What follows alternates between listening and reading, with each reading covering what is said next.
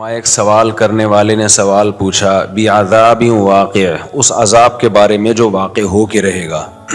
نبی صلی اللہ علیہ وسلم جب یہ بتاتے کہ یہ دنیا ختم ہوگی، یہ تو سب مانتے ہیں دنیا ختم ہوگی، لیکن اس کے بعد تمہیں اللہ کے سامنے حساب و کتاب بھی دینا ہے۔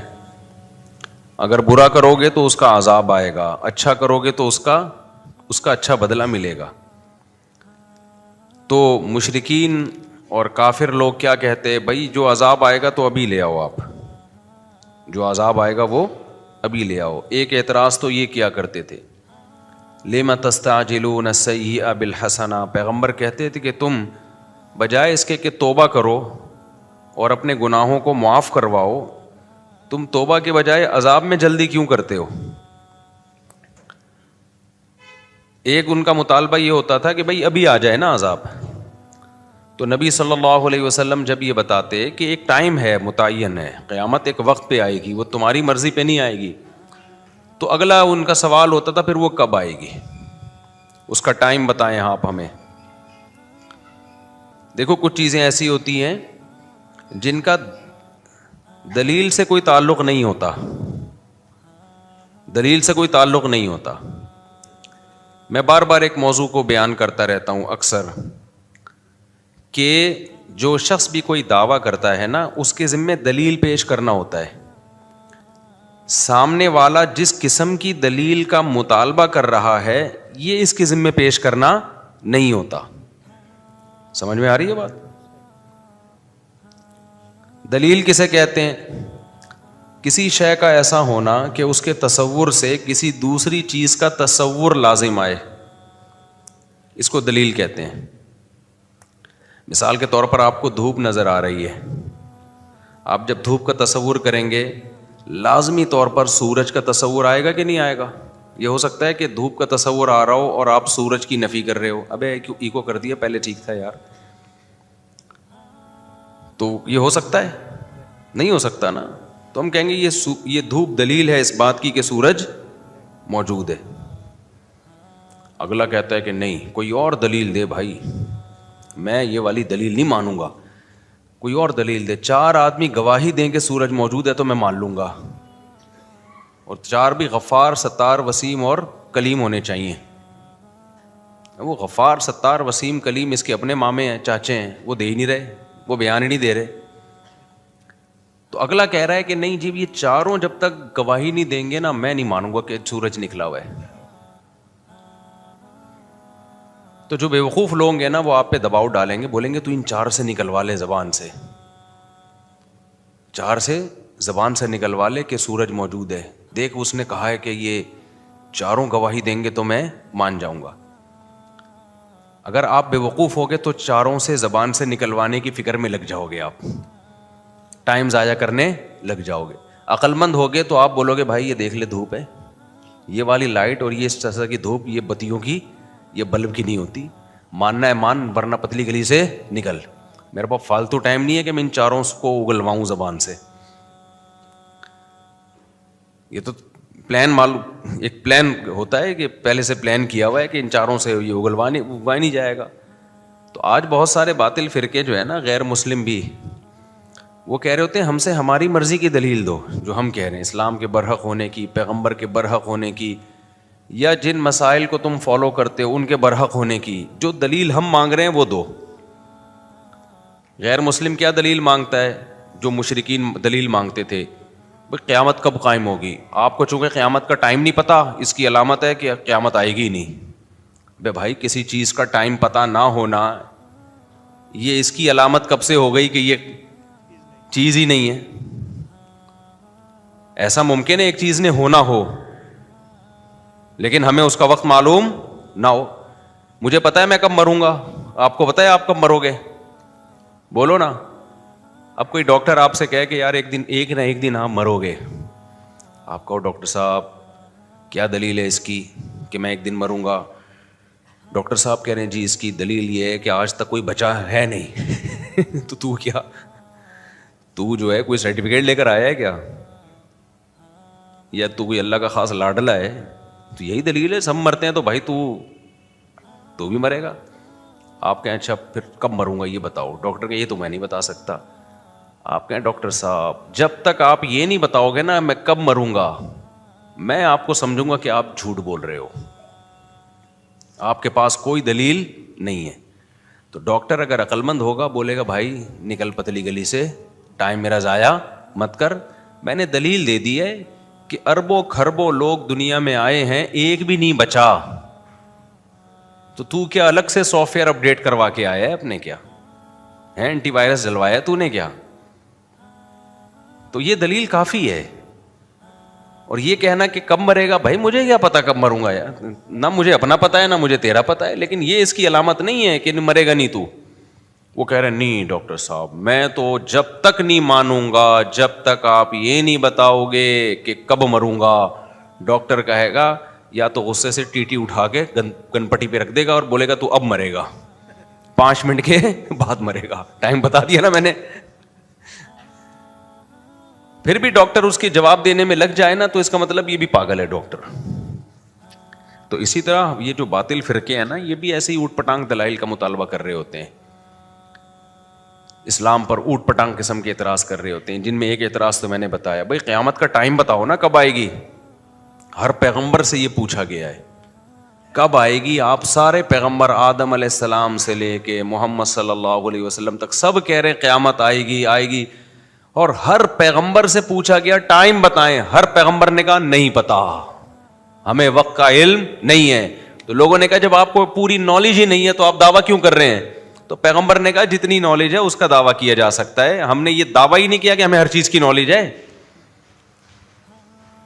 دیکھو دعویٰ یہ کیا ہوتا نا ہمیں ہر چیز کی نالج ہے, پھر ہم کہتے ہیں کہ ہمیں نہیں پتا کب آئے گی قیامت, تو دعویٰ اور دلیل آپس میں میچ نہیں کر رہے ہوتے. دعویٰ تو ہے کہ سب کچھ پتا ہے, اور جب پوچھا جاتا ہے اس دعوے کی دلیل کے طور پر سب کچھ پتا ہے تو یہ بھی بتائیں, تو وہ کہتے ہیں ہمیں نہیں پتا. تو آپ ایک طرف دعویٰ کر رہے ہو سب کچھ پتا ہے, دوسری طرف کہہ رہے ہو ہمیں نہیں پتا, تو بات غلط ہو جاتی. پیغمبروں نے یہ دعویٰ کیا ہی نہیں کہ بھائی ہمیں سب کچھ پتا ہے.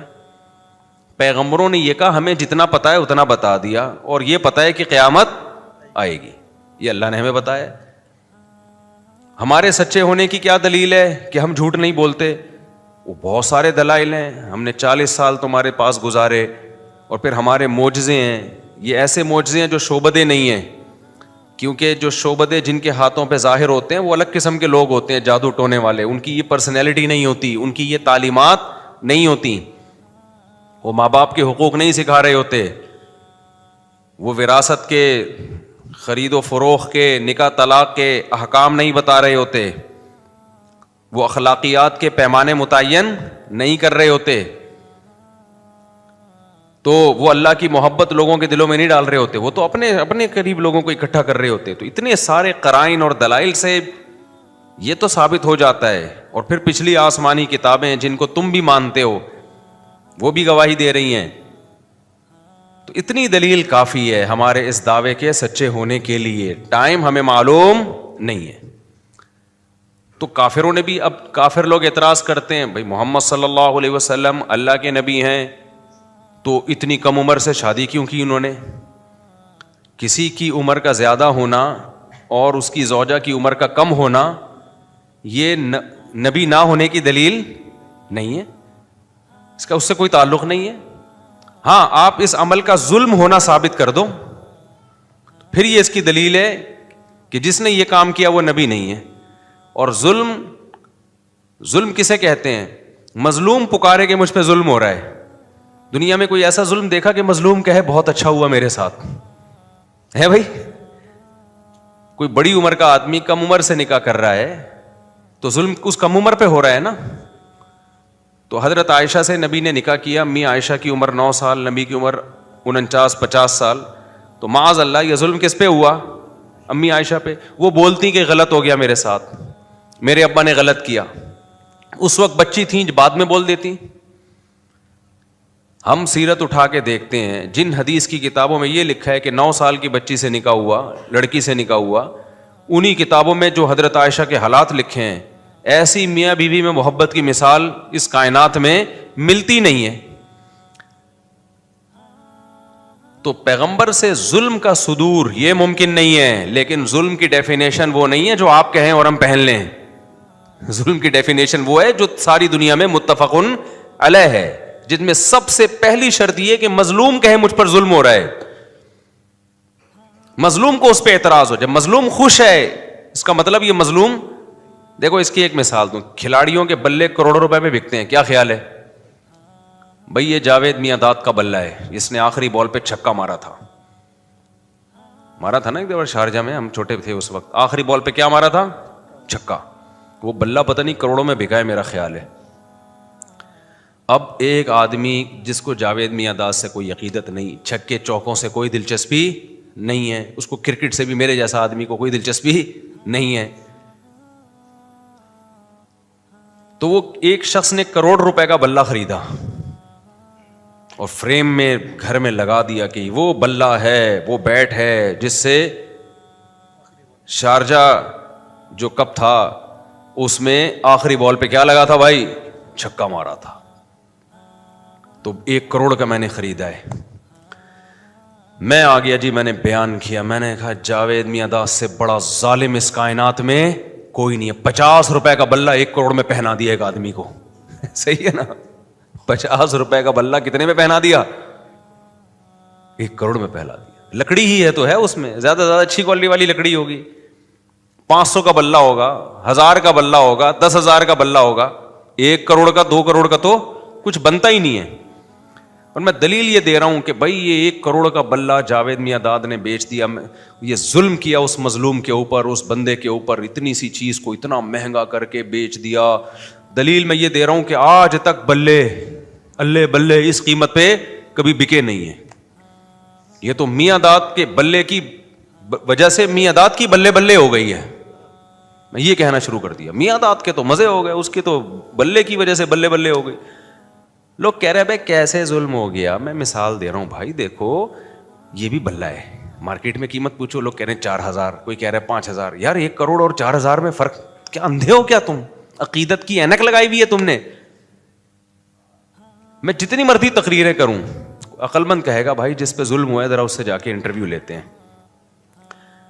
میں نا جاوید میاں داد کے خلاف تقریریں کر رہا ہوں، یہ ظالم ہے، اس نے اپنا بلہ 1 کروڑ میں پہنا دیا، یہ کر دیا، وہ کر دیا. میں گیا، ہم انٹرویو لینے والے مظلوم کے گھر پہنچ گئے. سر یہ آپ کو پہنایا گیا ہے؟ پہنانا سمجھتے ہیں نا کراچی کی اصطلاح. میں اتوار بازار گیا تھا، بکری پہن کے آنے لگا تھا، شکر ہے کسی نے بتا دیا کہ یہ ٹھیک بکری نہیں ہے. خیر، تو میں گیا، میں نے کہا بھائی یہ آپ کے ساتھ بہت زیادتی ہوئی ہے یار، یہ دیکھو یہ بلہ میں لے کر آیا ہوں، 100 روپے کا ہے یہ 5,000 کا ہے یا 10,000 کا ہے، اسی جیسا ہے، اتنا ہی بڑا سائز ہے. جاوید میاں داد نے آپ کے ساتھ بہت ظلم کیا، 1 کروڑ کا پہنا دیا. تو مظلوم کہہ رہے بھائی جان آپ کون ہو، کہاں سے آئے ہو؟ ٹھیک ہے نا، یہ میں نے مجھے پہنایا نہیں گیا ہے، اپنی شوق سے اپنی مرضی سے میں نے خریدا ہے، اور میرے لیے 1 کروڑ 2 کروڑ کی کوئی حیثیت نہیں ہے. اور 30 کروڑ تو ابھی لگ رہے ہیں اس کے، میں دے نہیں رہا کیونکہ تاریخی بلہ ہے، ہماری نسلوں میں چلے گا. تو کیس فوراً خارج ہو جانا چاہیے نا ایسے موقع پہ. میں کہوں یار جب یہ خوش ہے، یا تو یہ بے وقوف بنا، وہ میاں داد کا بلہ ہی نہیں تھا، وہ کوئی اور بلہ تھا میاں داد کا کہہ کے اس کو پہنا دیا. لیکن بلہ بھی میاں داد کا ہے اور اس کو بھی یقین ہے کہ اسی کا بلہ ہے. چلو اس وقت اگر اس کے ساتھ دھوکا ہوا تھا تو اب اس کو کانفیڈنس ہے کہ بھائی نہیں بالکل وہی بلہ ہے. تو میں کیا کہوں گا بھائی عقیدت کی بات ہے یار، آپ کو اگر اسی سے عقیدت ہے تو اس میں کوئی حرج نہیں ہے. اور پھر وہ اگلا یہ بھی کہتا ہے کہ یار میاں داد کے لیے 1 کروڑ 2 کروڑ کی کوئی ویلیو نہیں ہے، اس کو تو یہ 1 کروڑ 2 کروڑ کی اس کی نظر میں کوئی ویلیو نہیں ہے، وہ تو ویسے ہی کما لے اتنے پیسے، 2-4 چھکے اور لگائے گا تو 8-10 کروڑ ویسے ہی کما لے گا. وہ کھلاڑی کے پاس تو بہت پیسہ ہوتا ہے نا، تو یہ اس کا مجھ پر احسان ہے کہ مجھے بیچ دیا اس نے، ورنہ کسٹمر تو بہت تھے. یہی بات ہے بھائی، یہ جو کہتے ہیں ظلم کیا ظلم کیا، سیدہ عائشہ سے پوچھو کیا آپ پہ ظلم ہوا؟ وہ کہیں گی بھائی پیغمبر کے پاس رشتوں کی کمی نہیں تھی، پیغمبر ہیں، جو ان کو پیغمبر مان رہے ہیں ان کے لیے تو بڑی ویلیو ہے. جیسے جو کرکٹ کو کرکٹ مانتا ہے اور اس میں دلچسپی لیتا ہے, اس کے لیے تو 1 کروڑ بھی سستے ہیں. میرے جیسے کے لیے 50 روپے میں بھی اس کی کوئی ویلیو نہیں ہے, میرے جیسے کے لیے نہیں ہے. تو جو پیغمبر کو پیغمبر مانتے ہیں, امی عائشہ تو مانتی تھی یہ اللہ کے پیغمبر ہیں, ابو بکر تو مانتے تھے یہ اللہ کے پیغمبر ہیں, ان کے لیے تو بھائی پیغمبر کا احسان ہے کہ امی عائشہ سے نکاح کیا انہوں نے. آپ کے لیے رشتوں کی کمی بولو نہیں تھی. آپ کے لیے کون سی کمی تھی رشتوں کی؟ یہ تو ان کا نبی کا احسان ہے. لیکن جو پیغمبر کو پیغمبر نہیں مانتے وہ بولتے رہیں گے ظلم ہو گیا, یہ ہو گیا, فلانا ہو گیا, ڈمکانا ہو گیا. تو بھائی آپ جس سب سے دنیا میں ایک اصول ہے کہ جس پہ ظلم ہوتا ہے وہ مظلوم مانے کہ مجھ پہ ظلم ہوا ہے. اگر مظلوم ہی نہ مان رہا ہو, وہی کیس کرنے کے لیے تیار نہ ہو, تو دنیا کی کوئی کورٹ بھی اس کیس کو لینے کے لیے تیار نہیں ہوتی. آپ عدالت چلے گئے, آپ نے وکیل ہائر کیا, کیس کیا کہ وسیم نے غفار کے 1 کروڑ روپے چرائے ہیں. وسیم نے کیا کیا؟ غفار کے 1 کروڑ روپے چرائے ہیں. عدالت بلائے گی آپ کو, آپ وسیم ہیں کہ نہیں؟ میں وسیم تو نہیں ہوں. آپ اس کے ماموں ہو؟ نہیں بھائی میں اس کا ماموں بھی نہیں ہوں. تو وسیم نے آپ کو نمائندہ بنایا ہے؟ نہیں بھائی نمائندہ نہیں بنایا. وسیم تو وہ دوسرے محلے میں رہتا ہے, میں اس محلے میں رہتا ہوں. عدالت کہے گی تو جس کے چرائے ہیں وہ آئے نا. کیا خیال ہے بھائی؟ اب آپ گئے وسیم کے پاس, نہیں سوری غفار کے چرائے تھے نا, کس کے چرائے تھے؟ غفار کے چرائے تھے. آپ غفار کے پاس گئے, یار تمہارے پیسے وسیم نے چرائے ہیں, میں کورٹ میں کیس کر رہا ہوں, کورٹ کیس کو نکال رہی ہے. بولی غفار خود آئے نا. تو غفار کہے جب میرے پیسے وسیم نے چرائے ہیں, میں نہیں جا رہا, تو کیوں میری طرف سے بلا وجہ کا نمائندہ بناؤں؟ میں جانوں اور کون جانے؟ وسیم جانے. تو چھوڑ دے تو مجھے اپنے حال پہ. تو دنیا کی کوئی کورٹ بھی جس پہ ظلم ہوا ہے وہ اگر کیس نہ کرے, تو اللہ یہ کہ ریاست کے خلاف کوئی کام کیا ہو, پھر اس میں ریاست وکیل متعین کرتی ہے کسی کو. دنیا میں کوئی کورٹ بھی ایسا کیس کو نہیں لیتی. تو یہ کیسا کیس ہے غیر مسلموں کا یار, کہ ہم تمہاری کورٹ میں اپنا کیس لے کر جائیں کہ تم سید الانبیاء پہ الزام لگاؤ کہ انہوں نے 9 عمر بچی سے نکاح کیا کم عمر سے, اور ان پہ ظلم ہوا, زیادتی ہوئی, اور جس پہ ہوا ہے وہ کیس کرنے کے لیے تیار نہیں ہے, وہ فخر کر رہی ہیں. تو اس کا مطلب تمہارا ہیڈک ہے ہی نہیں, یہ ان کا آپس کا معاملہ ہے. یہاں یہ مسئلہ بھی حل ہو گیا کہ لوگ آج کل بہت اعتراض کرتے ہیں, اتنی بڑی عمر کے آدمی نے اتنی چھوٹی لڑکی سے شادی کی, بہت آ رہا ہے آج کل نا. تو وہی کر لی, وہ جانے, وہ آپس کے ان کا معاملہ ہے یار, تمہیں کیا تکلیف ہو رہی ہے؟ بیوقوف بنا کے کیے پھر غلط کیا, اگر بیوقوف نہیں بنائے تو وہ جانے, تم دعا کرو اللہ سیٹ ویٹ بنا دے تمہارا بھی. کوئی کیا خیال ہے بھائی اس میں؟ کوئی جل گیا, کسی نے دعا دی, لکھا ہوتا ہے نا رکشے کے پیچھے, رکشوں کے پیچھے جو لکھا ہوتا ہے غور سے پڑھا کریں, بڑی بڑی خاندانی باتیں لکھی ہوتی ہیں ٹرکوں کے پیچھے اور رکشوں کے پیچھے. وہ باتیں جو جاوید چودھری سے آپ نہیں سنو گے, ٹرک کے پیچھے مل جائے گی آپ کو. جو مبشر لقمان اور حسن نثار اور ایسے ایسے صحافیوں سے آپ نہیں سنو گے, وہ آپ کو ٹرک کے پیچھے لکھی ہوئی مل جائیں گی. بڑی موٹیویشن ملتی ہے ان باتوں سے, سمجھ رہے ہو نا. کوئی جل گیا, کسی نے دعا دی, تو دعا دینے والا جلتا نہیں ہے اور برکت ہو جاتی ہے, جلنے والے کیا ہوتے ہیں؟ سوکھتے چلے جاتے ہیں. آپ نماز کے بعد